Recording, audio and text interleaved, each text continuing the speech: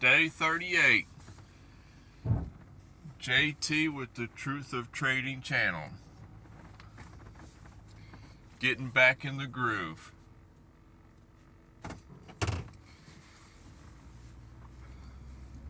It's a Sunday where I'm at. A Sunday morning. There's nothing to be thought about trading on the weekends. I'm telling you, there's nothing. Just weekends is a good idea to go over long-term ideas, macro analyses. That's funny. But, macro ideas, long-term ideas, Weekends, if you want to look at the charts, take a look at your dailies and your weekly time frames. Look at the monthlies. See, it's always nice to check up on things every so often to see how they're looking on these large time frames, You might be playing something on the 4H time frame, but did you look at the weekly on it? The weekly could be going against you. You know what I'm saying, friend? I mean, the weekly could be making the bearish of all signals, but you're long on the 4 hour thinking it's just going to go forever. You're going to win on that 4 hour, but if you don't pay yourself, eventually that weekly is going to overtake you. When those high time frames kick in, telling you, they take forever to show their hand, to take effect. But when it takes over, if a weekly time frame, for example, if it's overbought and it stays overbought for a while, the moment it decides to roll over on you, be prepared. Be prepared. Your weekly has just gotten overbought and it's now rolling over on you. It is going to drag price down for a long time. It's just going to keep going down and down and down. Those large time frames, there's a lot of great trades to be made in between, playing the ups and downs. There's a lot of ups and downs, but the bigger idea, you just can see that, a year and a half ago, the price was $20 for this stock, and now, the price is, $8. Well, what gives? You were trading that up, and you were trading all the patterns the past year and a half on that stock, up and down. You were trading the hell out of it, but did you realize that for the past year and a half, your weekly was going against you? Some people might not have noticed that. They might have been so focused on what they trade that they didn't care that they were in a macro downtrend. The weekly, the monthly, they're coming down on you. They need to reset.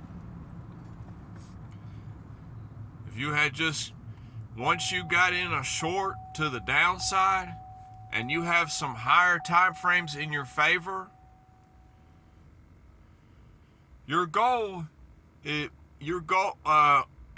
idea might be to try and hold it.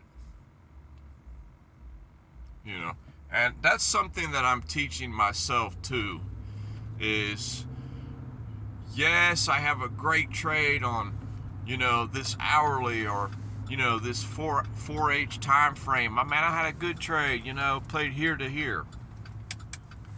But if I add in some higher time frames to that idea, then I'll realize if I had just held it, and I said this in my video yesterday, if you had just held some of your good trades, you would be shocked at what kind of winnings you've had. And it's like that trade that I talked about in one of my first videos that I had taken just before I started making these videos. That trade, it could have been, what was $100 win if I had just let it continue down. If I had just let it continue to make its move, very easily could have been $300. Because that's pretty much where it ended up at over the past 45 days. But, sometimes it's your relationship with money and how bad you need money. It's like the spot trade I took on Friday. No big deal. I bought it. I'm holding it. I don't care. So many times in the past, I would just, if I didn't see a move in a couple days, in a week, boom, I take it out. I'm playing a high time frame on this. I'm really focusing on higher time frame ideas lately with the spot trading account. Now, if I have time and it's a good session, whether it be, in my personal opinion, the end of the Asian and the European session is what I prefer for my style, then I might, scalp a little bit. But, I'll get on the scalping account and work on that. But as far as my day-to-day, doing my runarounds, I love the freedom of spot trading, and I need to get back to it. And I'm sure this might turn off some people, because I've been scalping for over a year. I mean, just swimming with the sharks, straight up, just getting bloody, in the pits, fighting. I've had great wins, and I've had many, many small losses, I've only had a couple, sizable losses, but, I've had several big wins, and I've had, thousands of losses. And it kind of helped me cut my teeth, so to speak, get that experience in. But as I said yesterday in the video, more and more I'm focusing in on the spot trading because I want the freedom to go about my day, do the things I love to do, be with my kids more, and spot trading offers that. Unless you're a professional and you have your system down and you're already making a killing, there's no reason, to be trying to do leverage trade while you're working or while you're running around. I used to do that. I would try to trade all the time, I'd be at work, I'd be trying to trade, That is not how you do that kind of scalping. Scalping, you have to be very focused. I am proud of anybody who is killing it day in and day out as a professional, as a scalper, making money as a scalper, because it requires a lot of discipline. It requires uber amounts of discipline and focus. Because I can't tell you how many hundreds of times I've had on the scalp account, I have a good entry, a great plan, nice setup, and I enter, everything's looking great. Good job, you did a good job. Go do something else, come back later. It went south. It turned against me. The idea failed. But I wasn't there to watch it. I even would set alerts on things. I'd set an alert. If it gets down here, I better, close it or check on it. But by the time you get the alert, open up your exchange and close it, it already went past your alert and went way against you. But that's just my little 2 bits on that. But not much going on today on Sunday. As I said yesterday, I'm getting ready to move. So I've been working on picking up the house and organizing a lot of stuff. I gotta get out. I gotta get a change. Me and my crew, we need a little change of scenery. But we'll see. We might be back here. We might not. Just depends on any employment opportunities work out for me where I'm going. But take your weekend off. Hang out with your family and friends, During the week, they all can go to hell because you're trying to get after that money. They want you. They want you on the weekend. You got to be focused on the bag.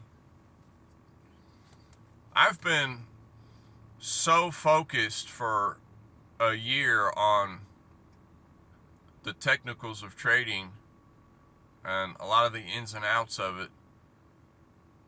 And my execution just keeps getting better and better and better. I used to worry a lot about my trading career.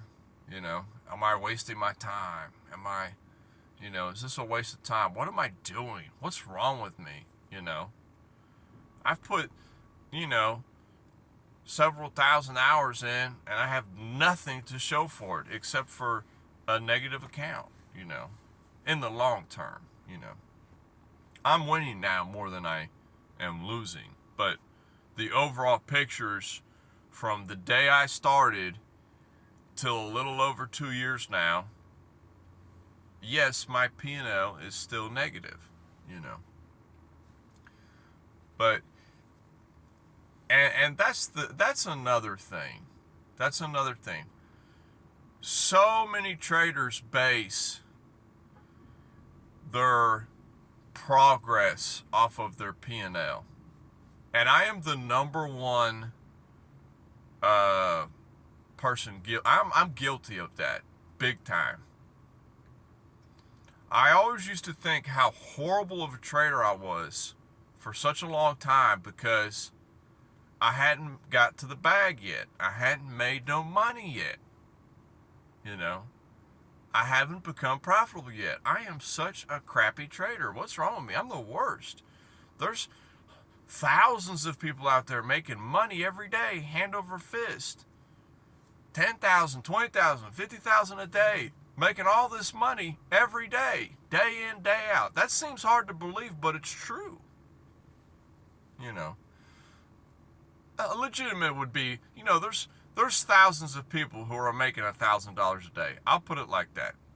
That might be hard to believe, but, $1,000 a day, don't tell me that can't change nobody's life, And it'll be ups and downs, You make 10 grand this week, you lose 5 grand the next week. You make 8 grand that week, you'll make $500 the following week. You'll lose 7 grand one week, you'll make 15 grand the next week. But a lot of that's on risk management. A lot of these guys that are playing with these big amounts of money, to me, they're putting down size on their trades, Very risky behavior, in my opinion, It's very risky, Can you handle a $8,000 loss losing week, Who can handle that, I just find that, and money's just relevant to the size of your account, But it's just funny sometimes. But I'm getting off track. Back to what I was saying about whether I'm, a good trader or not, You know that. You know how you are as a trader. The only thing that I do know is that I have come so far in a little over 2 years from knowing nothing.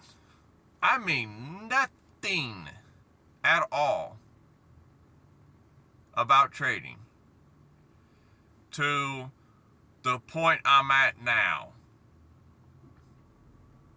It's very interesting, how much information I've absorbed. I've really made it an obsession, to learn everything I can about it. And I know certain groups and certain people and certain influencers and things like that, a lot of them, they really, they have great systems and they just want you to focus in on their system. And it's not just one person who says that. They all do that. They all have their style. But I knew I had the hard, difficult path of having to absorb as many systems as possible and all things possible trading, because that was my only way. I wanted it really bad just to be, check out one guy's system, use it for a couple months, and then, oh man, yeah, it really does work for me. Yes, I'm killing it, But it's not the case for me, A lot of people, they make a lot of money, and all they know is one man's way of trading, It's a iffy space out there, the guru space and influencer space. It's very sketchy, I'm telling you. Even some of the most upstanding guys, you think they always got their own thing going on, And you just got to focus. You got to keep trading, keep working at it, keep going and going and going, and eventually you're going to get to the bag. But that's all I got for today. Take your time, focus. On the weekends, don't even worry about the charts. If you want to look at some high time frames, that's fine, but I wouldn't even bother trying to do anything else on the weekends. It's garbage time. It's almost a garbage time as the New York session in trading. And I might be the only person on the planet who believes that the New York session is garbage. I truly do. Why do I say that? Oh, you're just saying that because you've never made no money. No, I've made some money, I've made some great trades. I think the New York session is trash. The New York session is a garbage session, in my opinion. The New York session, to me, it's as pathetic as the Sydney session, The Sydney session, there's no liquidity, Sydney, beginning of Tokyo, Tokyo session. Nah, not really much going on there for me. I don't really like them sessions, And then the first half of the Asian session is garbage. I'm telling you, the best times for scalping that I've had personally is the second half of the Asian session and the European session. And why is that to me? Well, movements are just more clear. You know, patterns play out more with less wickage, you know. It's just, price is just so much smoother, you know, because that's the time to me that they're laying the trap. So I'm playing a trade. I'm playing the trap trade, especially on my scalping account, you know. Because the trap is going to be played out on the New York session. 8 out of 10 days, the garbage trap is played on the New York session. I don't care. That's just with the assets I trade. I see it all the time. I fully believe that the reason that is because they like to spring the trap on the New York and the first half of the Asian, because the New York is popular to spring the traps because that's where the money's at. I mean, it's not no bias or this or that. It's just the fact that the New York session is when the most money is flooding into the markets, you know. The end of the European session, the very end of the European session, and the entirety of the New York session is where all the money's at. That's where all the money's at. And if you were a market maker, if you were in liquidity provider, if you were making these orders happen for everybody, and your job is to get as much money on the table and then take 80% of it and give 20% to the people that were right, you know, you want to have the most money on the table you can have. So you want to have the most liquidity you can have. And that happens during the end of the European and all of the New York session. I'm telling you, that's where the money's at. And that's why they always do stupid crap on that New York session. And I've traded that New York session so many times. It's just garbage. I mean, they just super wick down, super quick wick back up, and then continue with the move, vice versa. You know, it's just, there's nothing smooth about it, you know. I just find that for my scalping account, you know, when I'm on the European session, you know, it's a lot smoother price action to me, generally. So when I see that it's come down to a moving average, I get in. No issue. Look at sometimes when it bounces off moving averages on New York session. It slams it taps the New York, it taps the moving average so fast, and then it does a slam below it real hard, you know. Then it comes back up, then it slams it again, and then it continues on the move. You know, it does weird behavior, you know. And it likes to tap it more than once, you know. I see that so many times, you know. It's just, it just knows that there's a lot of money on the table. But I'll get out of here. I'll holler at y'all later. Peace.